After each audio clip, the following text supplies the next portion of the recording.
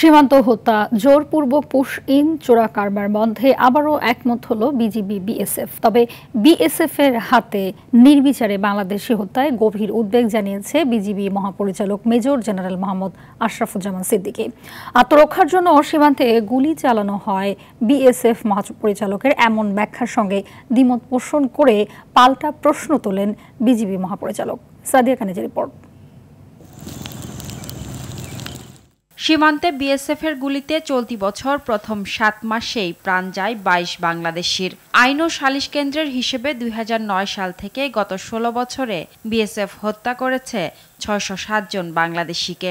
সীমান্ত হত্যার পাশাপাশি সম্প্রতি পুশিন ইস্যুতেও তৈরি হয়েছে উদ্বেগ।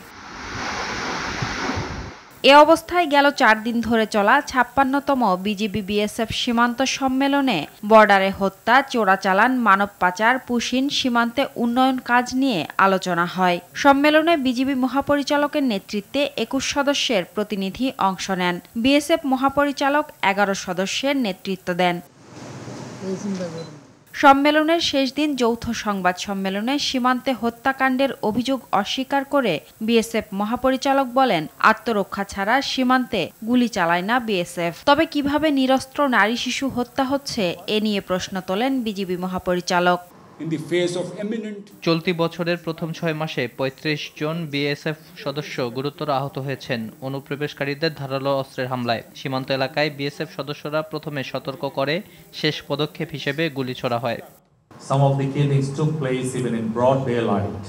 সম্প্রতি একজন অল্প বয়সী বাংলাদেশি নাগরিককে প্রকাশ্য দিবালোকে গুলি করে হত্যা করেছে বিএসএফ। সেই সঙ্গে ওই শিশুটি বর্ডার নিরাপত্তার জন্য কতটুকু ঝুঁকিপূর্ণ ছিল সেটি প্রশ্ন থেকেই যায়। এমন হত্যা কখনোই কাম্য নয়।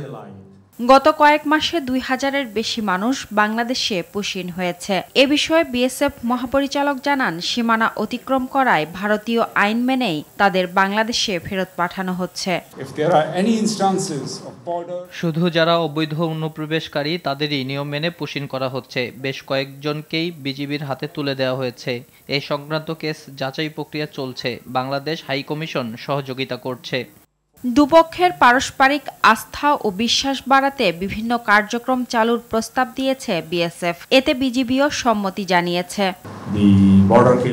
সীমান্ত হত্যা নিয়ে এবার সম্মেলনে সর্বোচ্চ গুরুত্ব দিয়ে আলোচনা হয়েছে।